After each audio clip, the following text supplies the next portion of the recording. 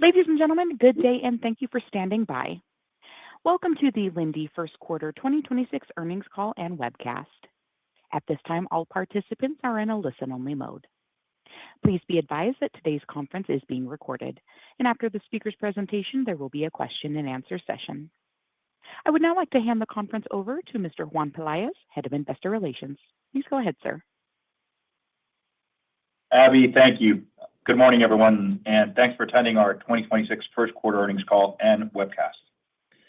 I'm Juan Peláez, Head of Investor Relations, and I'm joined this morning by Matt White, Chief Financial Officer. Today's presentation materials are available on our website at linde.com in the Investor section. Please read the forward-looking statement disclosure on page 2 of the slides and note that it applies to all statements made during this teleconference. The reconciliations of the adjusted numbers are in the appendix to this presentation. Matt will provide some opening remarks. I'll give an update on Linde's first quarter financial performance, and then Matt will finish the updated outlook, after which we will wrap up with Q&A. Let me now turn the call over to Matt. Thanks, Juan, and good morning, everyone. The Linde team delivered another solid quarter against a challenging economic backdrop. EPS of $4.33 grew 10%, operating margins reached 30%, and return on capital remained at a healthy level of 24%. The high-quality compounding growth of our company, no matter what the environment, is a testament to the unwavering commitment of all 65,000 employees to create shareholder value. Given the recent geopolitical volatility, it may be helpful to provide a brief update by end market, which you can find on slide 3.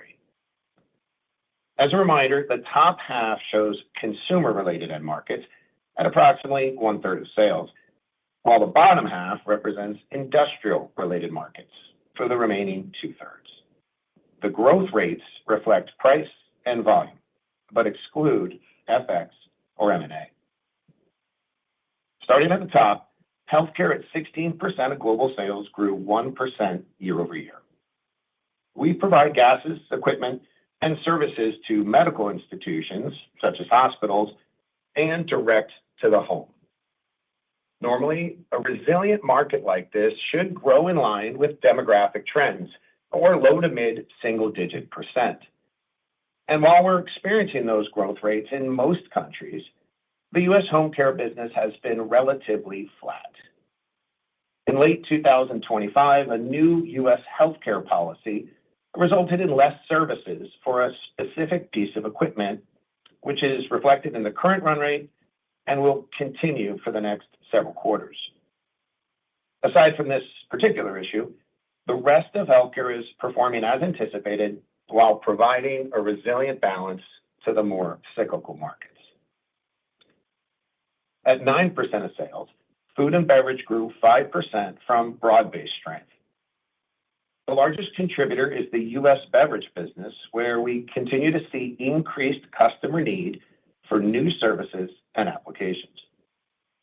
In addition, traditional bottling and food freezing growth remain quite strong, especially in North and South America.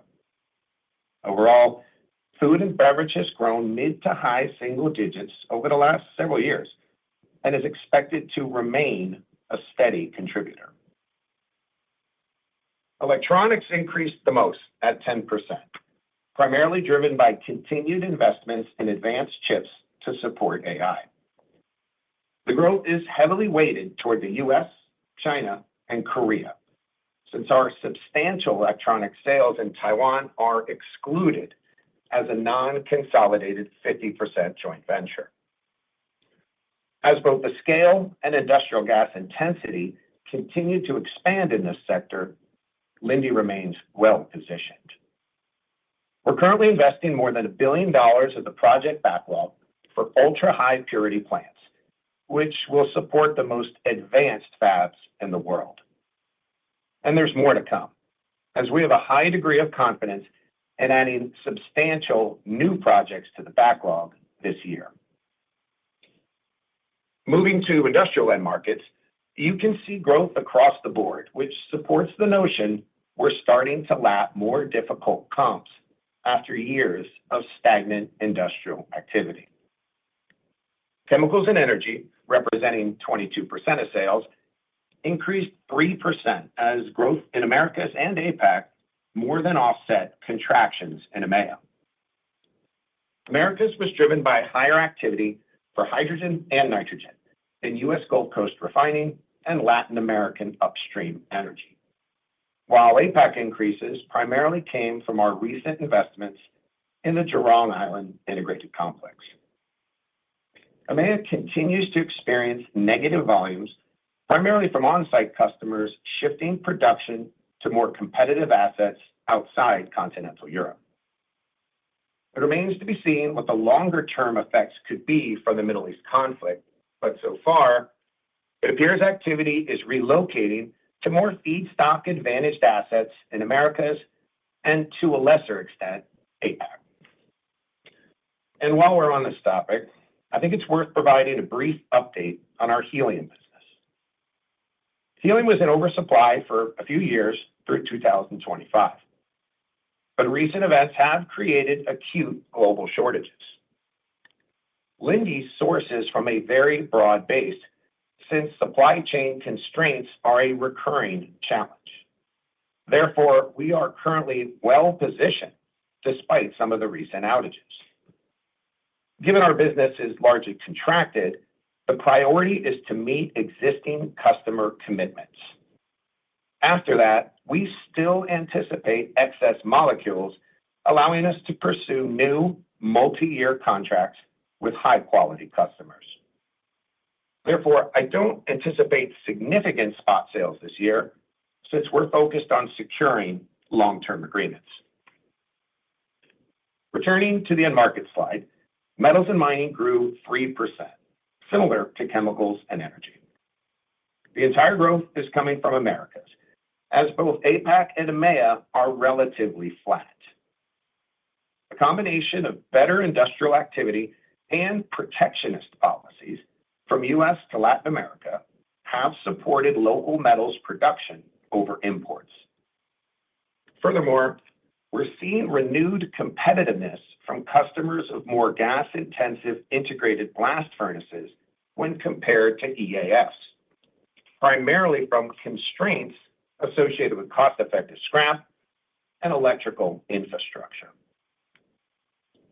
The last industrial end market of manufacturing grew 5%.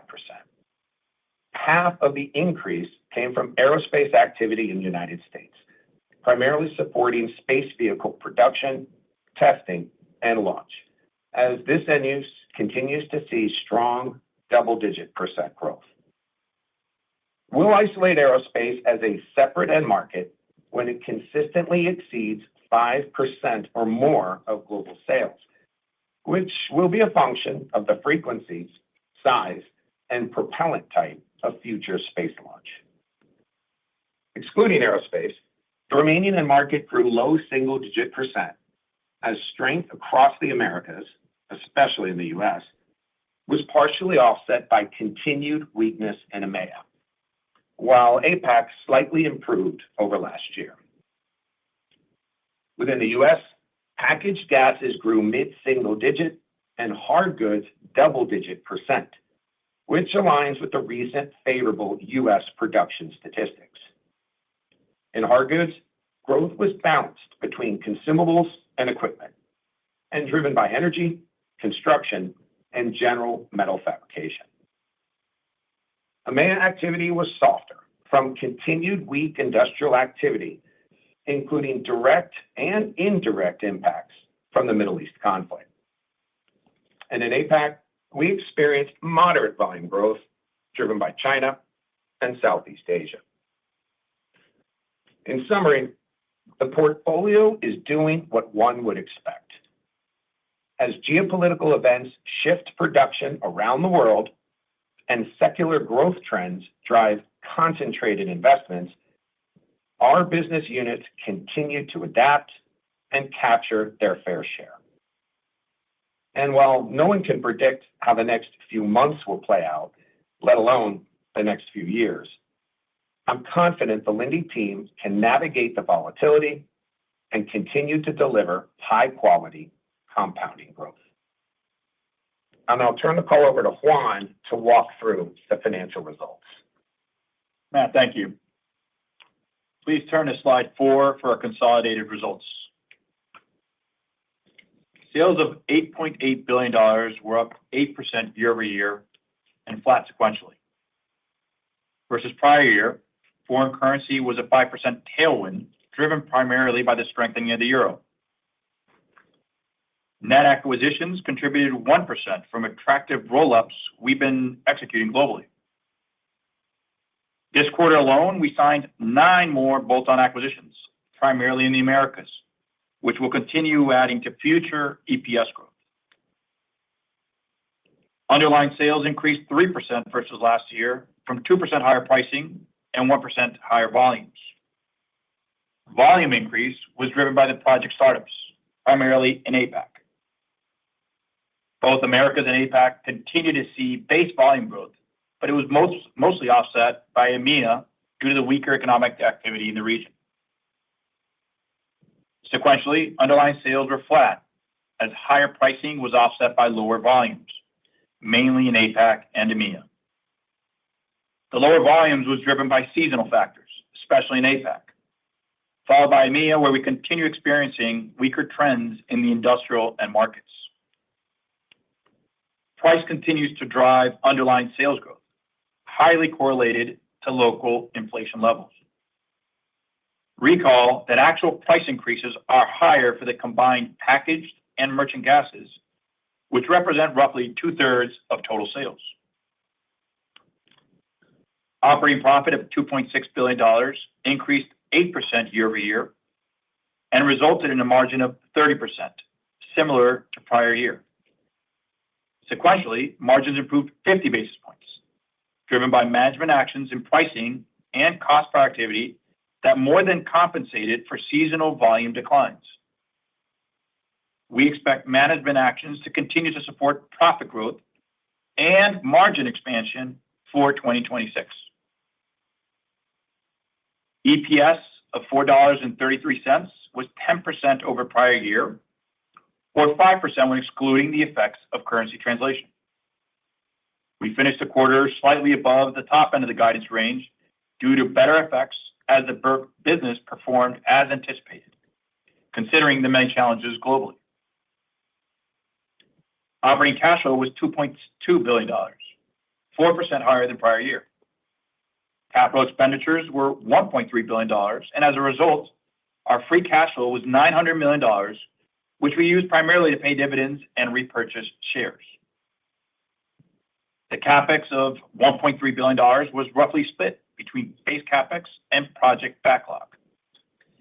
Have in mind that base CapEx is primarily maintenance and all other growth investments not meeting our stringent backlog definition. For example, current investments to serve commercial space. In this quarter, we started up 10 projects from the sale of gas backlog, mostly in Americas and APAC, with investments of approximately $300 million. Furthermore, we signed 5 new projects that added $100 million to the sale of gas backlog, which ended the quarter at $7.1 billion. Industry-leading return on capital ended the quarter at 23.8%, a reflection of capital discipline, consistent earnings growth, and good backlog execution. Slide 5 provides further details on quarterly capital management. The operating cash flow trend can be seen to the left, with the most recent quarter of $2.2 billion. Note, the first half of the year is weaker due to the seasonality of cash payment timing for interest, taxes, and incentives. For 2026, we anticipate a similar trend as last year. To the right of the slide, you'll find a pie chart that demonstrates the balance across investing into the business and returning capital to shareholders. Disciplined capital allocation is a hallmark at Linde and is something that differentiates us from others.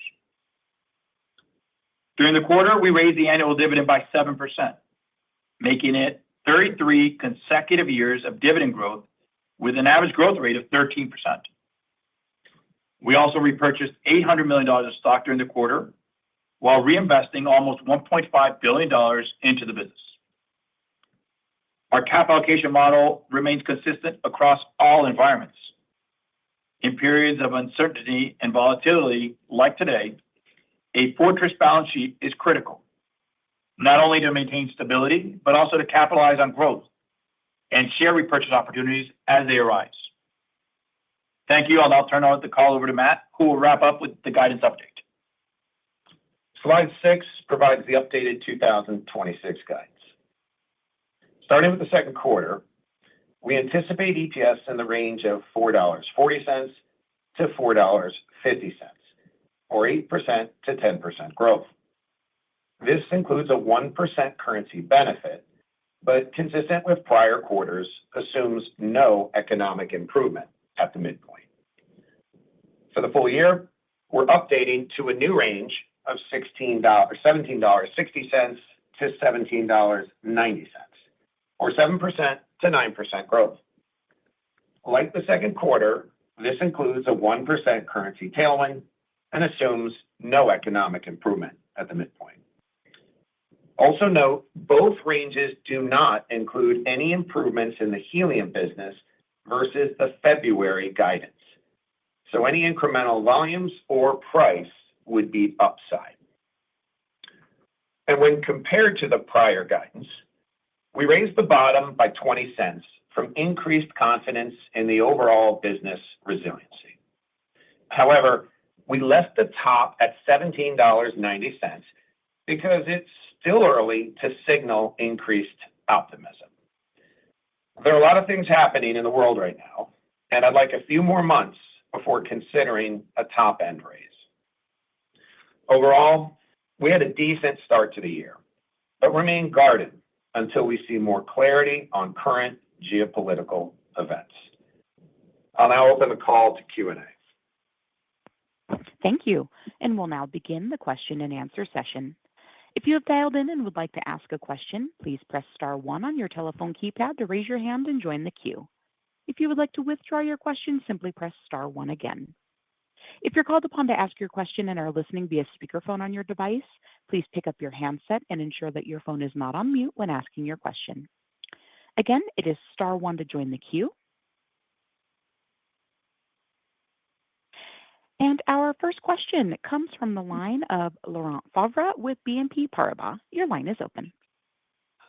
Yes, good morning, guys. Thank you. My first question is on margins. You mentioned the strong improvements in the Americas, and I was wondering if you could talk about, I guess, the big moving parts of why Europe was flat, Asia down. Is it helium? Is it the rapid cost inflation in March, which created the temporary squeeze? Any help there would be very helpful. Sure, Laurent. I'll start with, and we said this last time, and I just want to reiterate it again this time. On a full year basis, we feel pretty confident. We're not only going to raise margins for the full year 2026, but probably at the upper end or even above our traditional range that we tend to talk about of 40 to 60 basis points. Now, stating that on the full year, you're always going to have some moving parts within the quarters. I think when you think about Europe, clearly the volume is a bit of a drag. I think within EMEA as a whole, we mentioned on the call between a combination of the overall weaker industrial environment, weaker chemicals environment, add to it both direct and indirect impacts from the current Middle East conflict. We're just not seeing the volume recovery there. But I could tell you we're not happy with the performance. The business team is taking actions to improve that. They know that. So I expect to see some improvements there in Europe. With APAC, we did mention on the backup slides, we had about half of the sales growth was a sale of equipment. That actually is equipment that is connected to long-term merchant contracts and electronics. So that does come with future contracted merchant sales. But that'll tend to be a little bit lower margin on average. It's a kind of a one-off. But also, as you know, Q1 is traditionally weaker in APAC, just given some of the seasonality effects. So I expect APAC to kind of get back up to the 29% margins we saw last year as the team there continues to work towards improving that. So some of it's timing, some of it's just a little bit of some effects on the volume. But on the full year, we fully expect to not only raise margins, but probably the top end or above. And again, this is all ex pass-through, up or down, as you know, which is just more optics on the margin and no real effect to profit dollars. Sure, thank you. And as a follow-up, you mentioned that you would disclose commercial space sales when you get to 5% of the group, which is about $1.7 billion. And I think recently, or on a prior call, you mentioned that you thought sales in commercial space would get to about $1 billion by the end of the decade. So I'm just wondering, I mean, are you now thinking that we may get closer to $1.7 billion by the end of the decade? It's a big change. Yeah, so Laurent, I mean, I'll start with, look, we feel very good about our positioning to support the space economy and as that develops. Clearly, in the U.S., you're seeing that much more rapidly with the private commercial space sector. But even across outside the U.S., we're definitely seeing acceleration in those efforts. With controlling the customers, that's going to be their determination on launch. But it's like I mentioned on the call, it's going to be a function of frequency, size, and propellant type. And what that means, I think frequency is self-evident, how many launches occur. With size, it can be dramatically different. Much larger rockets and much larger booster systems can use orders of magnitude higher of propellant. As you can imagine, something, for example, the largest rockets out there versus the smaller ones, you could see 10x difference on fuel and propellant. And then the fuel or propellant type is important because while we supply oxygen for the oxidizer and nitrogen for densification, fuel-wise, there's really three types today. You'll see, which is either kerosene, methane, or hydrogen. Obviously, we supply hydrogen. We do not supply the other two. We would do only sale of equipment for things like LNG. And so if you do see more hydrogen-based rockets, that could also accelerate the growth for us depending on the fuel type used. So we feel pretty good about it. You look at the ambition on getting satellites and constellations in space today. You look at the existing population and what needs to be replaced in low Earth orbit roughly every 5 years. I think it continues to bode well for launch. And not only the major players, but there's more room for maybe some new players that can be supporting the demand out there to get more constellations in space. So we'll see where it ends up. I think it will all be a function of the launch cadence, but we feel quite good about our positioning to supply that when it happens. Okay, thank you. And our next question comes from the line of Patrick Cunningham with Citi. Your line is open. Hi, good morning. Thanks for taking my question. I guess first, as you think of, maybe the, longer term implications of this crisis, it seems like there's probably a heightened focus on, energy security, deglobalization. So I'm curious as how you're thinking about, the potential for, how potential conventional energy and energy transition projects should trend as a result. Yeah, thanks, Patrick. I mean, the natural reaction is exactly like you stated, right? Energy independence will be more accelerated. One can argue we've already been deglobalizing as a global economy, and this may have accelerated some of that. But energy security continues to get a lot of highlight and spotlight when you see these supply type shocks that occur. But my opinion, ultimately, it still comes down to economics and ability. So while renewable energy will continue to be an area of high interest, it's still going to require government intervention. It'll require some support, sponsorship, potentially some kind of subsidies, as we've seen in certain geographies. And so I think without that, it's hard to see that happen on its own, as we've seen. But time will tell. I think as far as other hydrocarbons, I absolutely believe you'll see more of that. Clearly with other LNG in areas that are probably less of concern countries, you could see areas like oil sands of Canada become more interesting again, just given that the exploration risk is almost non-existent. They know the product is there. It's just more of a logistics challenge to get it seaborne or to get it, piped to where it's needed. So I just think that some of the more traditional areas will get another hard look given the uncertainties in the hydrocarbon space.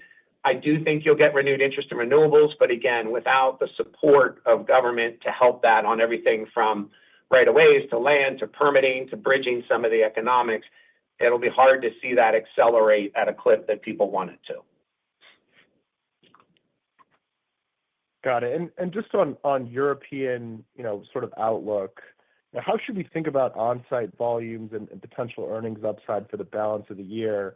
I think despite some of the feedstock and energy challenges, we have heard some more advantaged or flexible refining and petchem assets, running a bit harder sort of month to date. So, how do you square that with sort of the outlook? What are sort of the puts and takes in terms of mix there as well?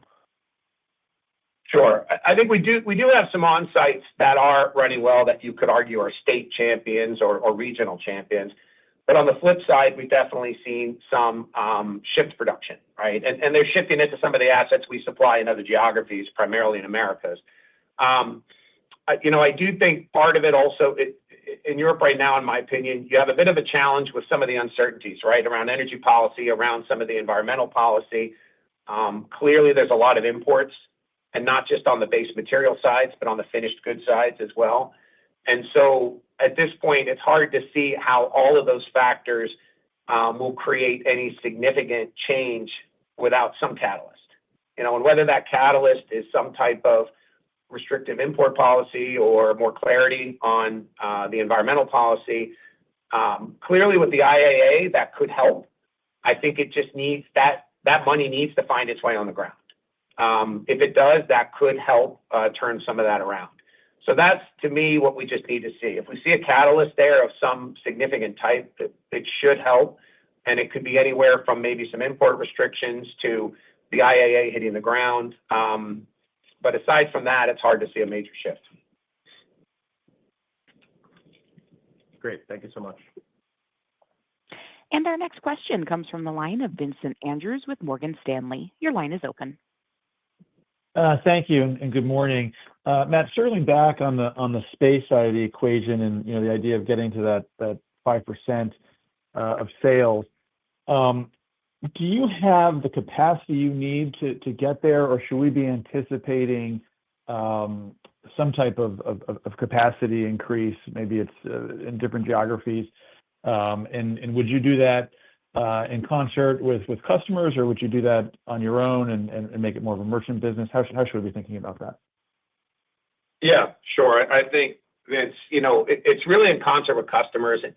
In my opinion, you have several launch providers that are doing a variety of different engine testing. They could do static testing, gimbal testing, whatever they're doing. And the locations they want to do that could very well be different than where their pad is, where they'll launch. Once they start migrating to more frequent launches, which can migrate from, wet dress rehearsals all the way to full launch, you're going to want to make sure logistically you're as close to the pad as you can be. So from my perspective, we are working with the major launch providers and also a lot of the up-and-coming providers to make sure that we have the capacity and the contractual relationships to support them and their ambition. And the way it kind of works is, in the early stages, you're probably going to do longer logistics hauls when it's more infrequent and intermittent. And then as they get onto a better cadence, then you start talking about new requirements contracts in supporting a more stable launch cycle. And that you put closer. And so you eliminate the logistics costs, which obviously makes their costs lower on the propellant. And it's a combination. It'll be sale of gas, obviously. It also could be some sale of plant. We do both. We support. It's very similar to what you would see in the large on-site, where at times we've sold plants and sale of gas, and we'd literally run the system of all the plants. So I think that's what you're seeing. And as you can imagine, there are some very specific areas where the launch sites are concentrated, given FAA regs and what you need to do around that for the airspace. And so that's where we have a very strong capacity today, and we're working to secure more contracts with our customers for the future launch needs. Thank you. And our next question comes from the line of Duffy Fisher with Goldman Sachs. Your line is open. Yeah, good morning, guys. By far, the most incoming questions I'm getting on you guys is around helium. And I know you guys talk about it being kind of a small part of your business, but in the last supply shock we had with Russia, you did see pricing start to roll into some of the contractual business. I guess, how do you see this supply shock playing out differently than what the Russian supply shock did? And how long would the strait have to be closed before you'd start to see some of that pricing roll through some of your contractual business? Sure, Duffy. Yeah, maybe I can level set it with what are we seeing in helium in the first quarter. So I'll start with our helium business. Depending on the time, we're anywhere from 85 to 90% contracted on our customer base. So that's kind of a starting point. And when I look at Q1 year over year, our global helium sales, for the most part, were roughly flat. And what we saw was a couple percentage decline in pricing year on year and a couple percentage increase on volumes year on year. Now, as you know, with the Iranian conflict, it sort of happened 2/3 into the quarter. So one can roughly argue you had kind of 2 months before and 1 month after, based on the date. And what we saw, we've been seeing the pricing rise on the average pricing. So even though we're a few percent below, pre and post that, there is a difference. And likely that price will continue to go up and roll its way through. I fully would anticipate that to happen throughout the year. Separately, our volumes are up, and we've actually already secured some long-term agreements. I fully expect we'll secure more long-term agreements. That is our priority. And that's how I would see that play out. Now, when you think about the helium situation, you have two sort of distinct issues happening at once. You obviously have the Strait of Hormuz with Qatar and their inability to get product out, and also the question of how much capacity is out for multi-years based on damage. Separate and distinct, you have this Russian issue going on, which is probably a little more political in nature. Now, we don't take Russian supplies, you can imagine, but that is having an effect primarily on the Chinese market. That one could fix itself much quicker, as you can imagine. And so that one, we'll see how long that lasts. But I think either way, the way we built the guidance, we just didn't want to take a view either way. We just left it as we had it. But when opportunity presents itself both on pricing and volume, that will be incremental. And that's something we will get above how this is guided today. Terrific. Thank you, guys. And our next question comes from the line of David Begleiter with Deutsche Bank. Your line is open. Thank you. Good morning. Matt, on electronics, I know you're expecting a couple of large contracts this year. Are they still in progress on the come for 2026? Yeah, David. So consistent, with how the prepared remarks, we have a pretty high degree of confidence that we'll be announcing some here shortly. And, when I think about the project backlog itself for sale of gas, we're sitting a little over $7 billion right now. And I'd look to these being added. And based on some timing of some other projects, I'd fully expect us to have a higher backlog by end of year based on this, higher than the $7 billion and could potentially have an 8 handle on it based on this. So we feel pretty good about that. And that's something I expect in a few months we'll be able to lay out there. Very good. And just on Woodside, there's been some confusion, some conflicting news stories. Can you level set us as to where you stand on that project and what's embedded in 2026 guidance? Sure. Yeah, I think, David, you may recall in prior conversations, when we described this project and other very, very large projects like it, they tend to phase in how they start up. You'll start up pieces and phases. And originally, our expectations were that we'd be bringing nitrogen on mid this year, and then the ATR and what's called the TNS for the sequestration back end of this year. And the reason was so they could make gray hydrogen as soon as possible and then convert it to blue by end of year. And on the nitrogen, we still fully expect that. So that'd be a pro rata, so to speak, startup on the backlog this quarter. But on the ATR and the TNS, that has slipped a few months into essentially Q1 of next year. The construction and subcontractor environment in the U.S. Gulf Coast remains challenging. And we've had some delays there, but I rest assured the team is 100% focused on this to get this up as fast, as safe, and as reliably as possible. So that's our focus, but this slip has caused a little bit of that. So my expectation in that project is you'll have a small portion in contributing to the startup this year through the atmospheric side of it, and then the hydrogen and TNS side will kick into probably Q1 of next year. Thank you. And our next question comes from the line of Josh Spector with UBS. Your line is open. Yeah, hi, good morning. I was wondering if you could talk about the overall volume landscape across kind of the two major areas here between Asia and then Europe and the Americas. I mean, understanding your guidance is kind of no economic improvement, but I mean, just the geographic location of your assets relative to where there's disruption, it would seem like there's probably some volume benefits on the Americas and Europe side versus Asia. I'd be curious, one, is that right, or is there more disruption in Asia that makes it kind of even? And then also, if you can comment just, in your North America specifically, are you seeing any kind of benefits from what we've seen from positive PMIs the last few months?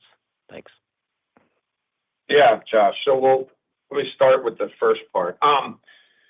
Definitely, we are seeing improvements in Americas on the dislocation or shifting of product. We are seeing some contraction in EMEA and both continental Europe. Now, we have a very, very small Middle East business, but as you can imagine, that's most impacted as a percentage basis. But continental Europe itself, we also saw some drag there. And then APAC for us is relatively neutral to slightly positive. So when you kind of break those three down, in Americas, as I mentioned on the prepared remarks, we're seeing not only benefits in the U.S. Gulf Coast refining. I mean, you think about refining in the U.S. Gulf Coast, you tend to have very high Nelson complexity. You have ability to use a variety of slates of crude.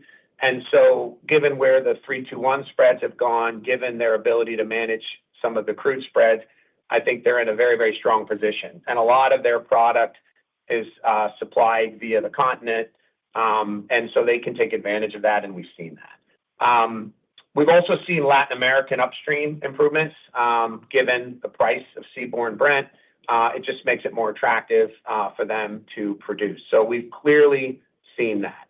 In EMEA, you've seen, as we mentioned, some of the chemicals was one of our weaker performing chemicals and energy, as we've seen some reduced volumes on that front. APAC, I think with APAC, there's probably, it's a tale of two stories in the sense that, certain countries are very negatively impacted, but we really don't supply them. When you think about Japan or certain industrial markets, maybe in Korea, where they rely on seaborne delivery for some of their hydrocarbon chain, that is very negatively affected, right? Whether it's naphtha or LNG or oil. But we are really not supplying many of those. We have no presence in Japan.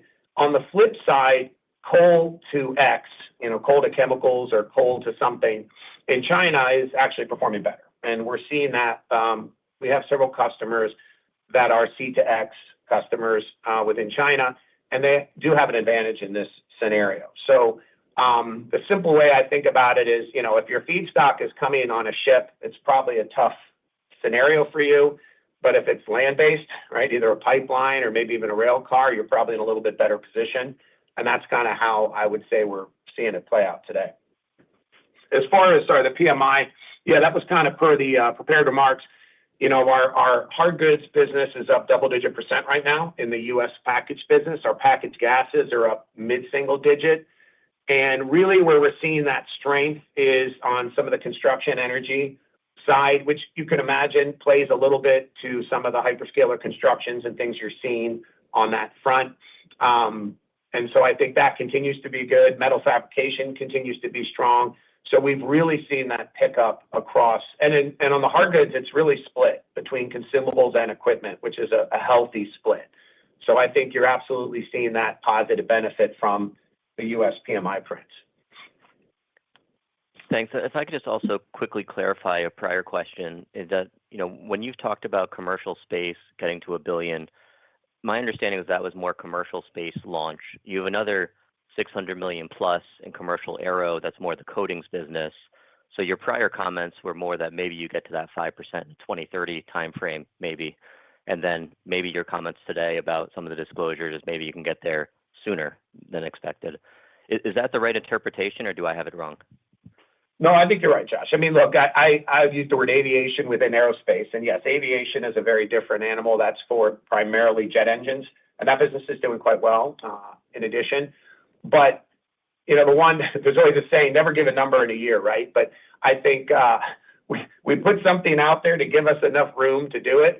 But we feel quite good on not just our propellant launch infrastructure and capability, but even when you get to things like electric propulsion for positioning of space vehicles on things like Xenon, Krypton, Argon. And so when you add all the opportunities together, yeah, I think we feel pretty good about our ability to grow this business quite well.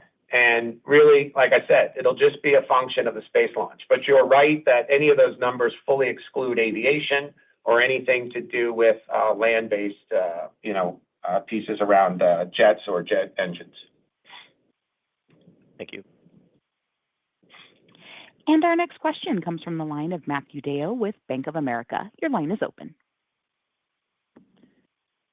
Morning. European energy prices clearly up from pre-conflict levels, and I know it gets passed through on site, but how are you managing merchant and package pricing? Is this going to be something where you go out with structural price or you surcharge? Is it not enough inflation yet to be pushing price more in Europe than normal? And if you are, what should we think about as being kind of the year-over-year price traction for the EMEA market come like 4Q? So, Matt, the way to think about it is it a sustained increase in energy or is it a volatile up and down? Right now, so far, it's been volatile up and down. When it's volatile up and down, it is surcharging. That goes up, that goes down, and that's what we're seeing. When you see a sustained long range, then it becomes price, and it starts to work its way into the overall inflation of the market. 2021 was an example, or 2022, I should say. In early 2022, as that evolved throughout the year, you saw a more sustained impact to inflation that worked its way through the entire economy. It started as surcharges. It eventually became price. Right now, it's just surcharges. But if it does stay sustained and you start to see it show up in a lot of the major basic inflation metrics, then it does find its way into price. That's the way I would characterize it today, and time will tell how that plays out. Thanks, man. I'll hand it back. And our next question comes from the line of Michael Sisson with Wells Fargo. Your line is open. Hey, guys. Good morning. I guess it's going to be, the third or fourth year of no economic improvement for industrial demand. I can't imagine the Iran conflict's going to help that move in the right direction. So just curious, what do you think, just sort of needs to happen? It just seems like overall there's been some impairment for industrials, and what do you think needs to happen to get that overall globally to improve over time?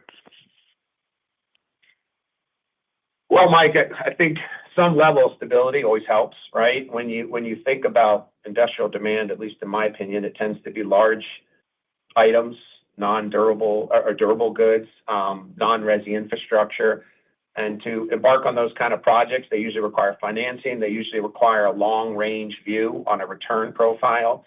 They usually require some form of government engagement support. And so right now, it's been a little volatile. It's been volatile in the macro. One can argue in certain micro-politics and microeconomics, it's been volatile in certain countries. And so I think that's been part of the challenge. Additionally, the service economy, the consumer has been pretty resilient over the last few years, which has held GDP up. If that changes, I think that could actually ironically bode well for industrials because then there could be more call to action to support injections into economies. And you could argue that IIA to some extent is that, right? You've seen continued lagging in Europe, and they've made the determination they need to inject capital into the economy, and that capital tends to be more industrial intensive. Now, it has to reach the ground. It has to have clarity around its use and its ability to be deployed. But that's kind of the type of catalyst. And look, I think the Americas and the U.S. especially has been a little bit of an indicator that to some extent, certain placed protectionist policies can work. I mean, we've seen it in the metals. We've seen it in some other areas.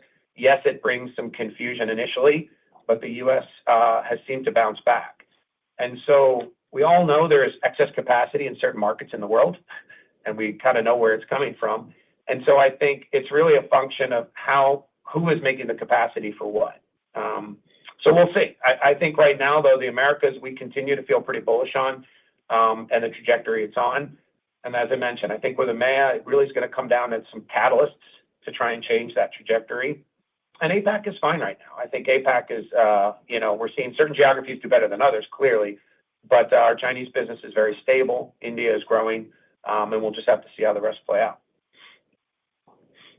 Great. And then a quick follow-up for chemicals and energy.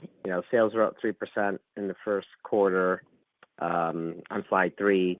What do you think the run rate of that is heading into the 2Q? I would imagine March was much stronger than the other 2 months, given the conflict. Just curious where that segment is sort of moving into this quarter.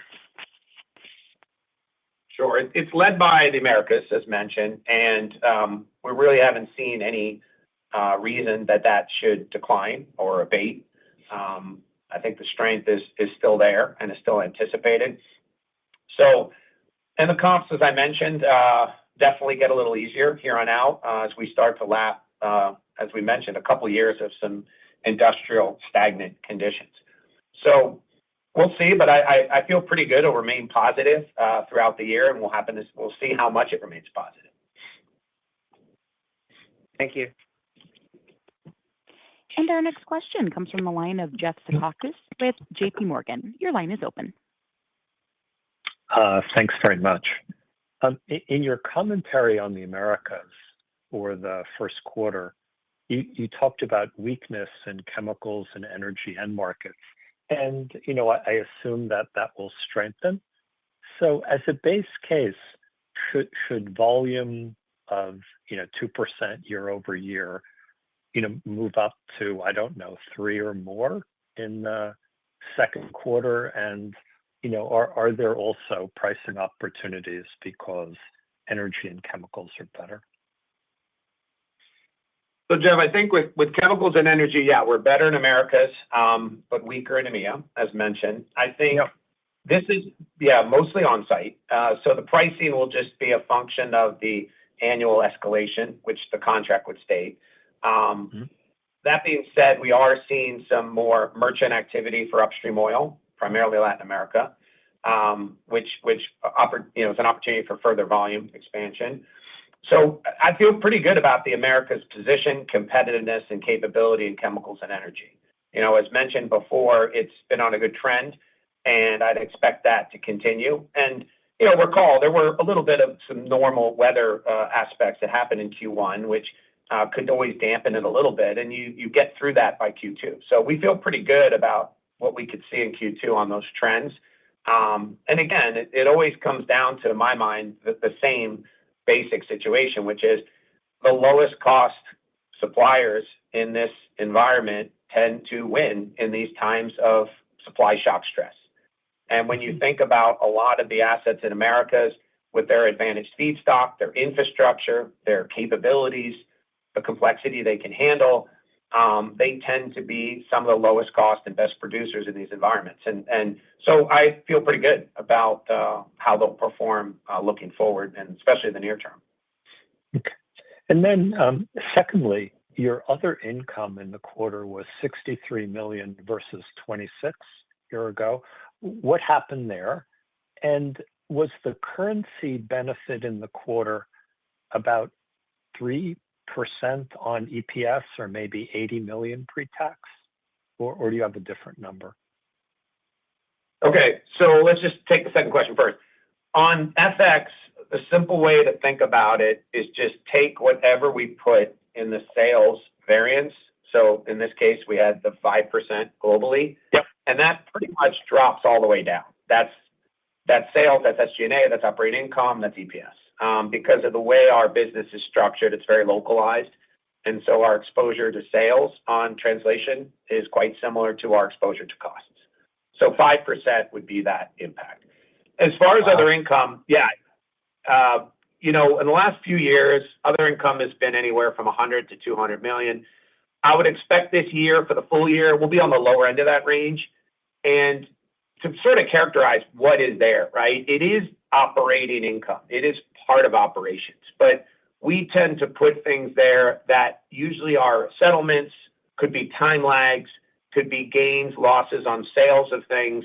So we put it there generally to isolate it so it doesn't get embedded into the sales and cost of goods sold from a trending perspective.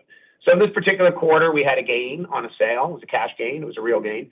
But that basically created that. I don't expect very much in the next couple quarters, hence why I think the full year will probably be in the lower end of the range from the last couple of years. Great. Thank you very much, Matt. Yep. And our next question comes from the line of John Roberts with Mizuho. Your line is open. Thank you. Could I ask if Sanjeev is not available today, or is this the new format for the earnings calls? So, John, yeah, if you may recall in the past, we've always kind of alternated, and sometimes Sanjeev would be on or Steve would be on or not, and Sanjeev would kind of evolve to that. So, no, he's not on today, but he'll definitely be on in a future call. Wanted to make sure he knew he was missed. I'm a little confused about EMEA. I thought the shortages from the Persian Gulf conflict were so severe that Europe was actually going to have to run at higher rates, even though it's higher cost. We're going to need most of the latent capacity in the world to run higher. And so it sounds like you're still expecting it to be soft in the June quarter in EMEA.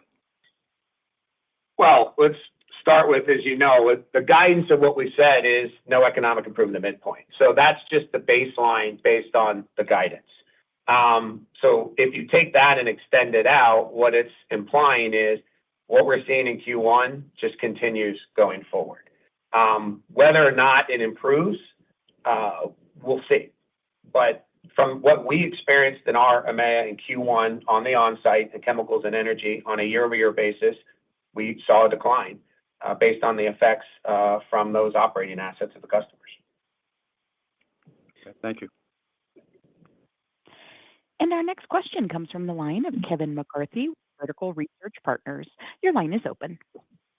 Yes, thank you and good morning. Matt, just to follow up on the volume discussion, if I look at your Americas number of +2, I think that's the best that you've posted since the third quarter of 2022, which is coincidentally when we tend to think of the onset of the industrial recession, certainly in the chemicals industry anyway. So, I'm listening to you today talk about, hard goods up double digits, energy and chemicals trending for the better. Do you have enough confidence to say we're now on the cyclical upswing, or do you think there's too much war-related uncertainty and potential for an oil shock to start playing offense, if you will, in the Americas? So, Kevin, I always remain a little guarded, right? I think I need to, but I sort of think about it as, we have an engine here with a few cylinders, right? And one cylinder is Americas, one is APAC, and one is EMEA. And we're not running on all three cylinders. So while the Americas, both results and trend, I think, are positive, we're just not seeing that in EMEA, for example, today. So I think to see a true, what I view as global recovery, I'd like to see all three running in the same direction. But time will tell how that ends up. But I feel in the Americas, and like you mentioned, the packaged gases, what we're seeing on some of the competitiveness in the U.S. Gulf Coast, that does include commercial space, as you know. We expect that to continue to post some pretty good numbers. As far as are there offsets to that or not elsewhere in the world, that's the challenge that we need to see to kind of break out of this and start to see global positive volume. So I will say, the global basis, while we showed 1% global volume, which is mostly our project backlog contribution, we did turn positive on base volumes. It's just not positive enough to round to 1%, but it has started to turn positive. So we'll see if that trend continues and actually breaks out and rounds to a positive base volume. But right now you're seeing puts and takes around the world, and we'll see if the comps lap to where that could be positive. Thank you for that. And then I wanted to follow up on helium as well. I guess my simple question would be, how much incremental volume opportunity do you think may be available, again, through long-term contracts that you're pursuing? Maybe you could speak to your flexibility on sourcing and how much of an inventory cushion you may be able to take advantage of here. Well, I mean, we feel good about our sourcing, and we feel good about our capability to not only meet our current customer contractual commitments, but that we would have some excess molecules and assets to be able to deliver to future new customers. As far as how much, it's really just going to be a function of the extension of this situation and where it goes. But we will be, selective. We want to make sure we get the right kind of contracts that make sense with the right kind of customers that we know will make that commitment to supply. So time will tell. I mean, we've already been able to sign a few new long-term commitments, and we'll just have to see how it plays out over the next several quarters. All right. Thank you. And our next question comes from the line of Lawrence Alexander with Jefferies. Your line is open. So good morning. Two quick ones. Just first, are you seeing in any regions or significant delays in projects where you're seeing kind of the CapEx decisions at least get delayed, if not, even if the underlying the production rates are fairly stable? And secondly, if customers have to shut down capacity because of outages, because of feedstock supply issues, whether government mandated or just they can't get the molecules, your contracts don't give them any adjustment for that. I mean, they still need to pay you the same rate or pay the full exit penalty. Is that correct? Okay, so first on the delays, just to segregate, in our backlog, no concern, right? What's in our project backlog right now is moving forward as expected. No concerns on that front. As far as potential new projects to be signed with customers' willingness to go to FID, essentially sign a contract, it depends on the end market. I would say, as you imagine, electronics, commercial space, you're seeing a continued very strong push to move forward with projects and investments. I think when you get to the more traditional industrial markets, it's really geographic specific right now. I think in the U.S., there are a lot of interest for future investments. I think places like India, you're seeing some good positive views, but in other parts of the world, not so much. So that's more of a geographic specific. As far as contracts, I mean, what it gets to is force majeure language. This has been something you focus on heavily in any contractual business. We've worked and tested our force majeure language over many, many decades. Economic is not a force majeure, as you can imagine. And so this is something that we always will work with our customers in these scenarios. But when we build these assets, we don't benefit when things go great. And in the same token, we don't take the downside when they don't. So from that perspective, we are well protected against any type of economic force majeure or other aspects of that. But it's really, something that's going to be a contract by contract review. Thank you. And our final question comes from the line of Arun Viswanathan with RBC Capital Markets. Your line is open. Great. Thanks for taking my question. Congrats on the results. Just quick question on the earnings algorithm. So if I heard you correctly, it sounded like FX was maybe 5% contribution to Q1 of that 10% that you saw. You're guiding to 7 to 9% for the year. So do you expect FX would continue to play that contribution for the year's EPS? And if you do fall short of your 10% goal, is there other actions you would consider getting up there, maybe increased buybacks or management actions or anything else that we should consider? Thanks. So, Arun, I think with the algo, as you well know, we have the management actions, we have the capital allocation, we have the macro. If you just take the macro in isolation, yes, we put a 1% FX tailwind in the assumption. I will say, and as you probably well know, we base this number on sort of the first of month forwards, which is about a month old. Right now, spots are better. The foreign currency strengthened since that time. So that would provide FX upside if these spots remained. But we can set that aside. As far as the management actions and the capital allocation, look, we know we need to get back to that 8 to 12% range, excluding macro. I think we had a little bit of a drag, as you know, with helium for a period of time. We have about 1% or so drag just on the engineering business from its timing of projects, which is really more just a function of what is done as internal projects that's capitalized versus external projects for a profit. And so we got to get through those two, and I think that can get us back into that 8 to 12% range. So we'll see. Right now it's 7 to 9% kind of range we have out there, and we've got to work through to get higher than that, right? And we know that. And so that's how I would think about it. But the algo is still intact, and we will take incremental actions if we need to bridge this further to help get us back to that double-digit EPS growth. Thanks. And that concludes our question and answer session. I would now like to turn the call back over to Mr. Juan Peláez for any additional or closing remarks. Abby, once again, nice job. Thank you, everyone, for participating in today's call. If you have any further questions, please feel free to reach out to me directly. Have a great day. And ladies and gentlemen, that concludes today's call, and we thank you for your participation. You may now disconnect.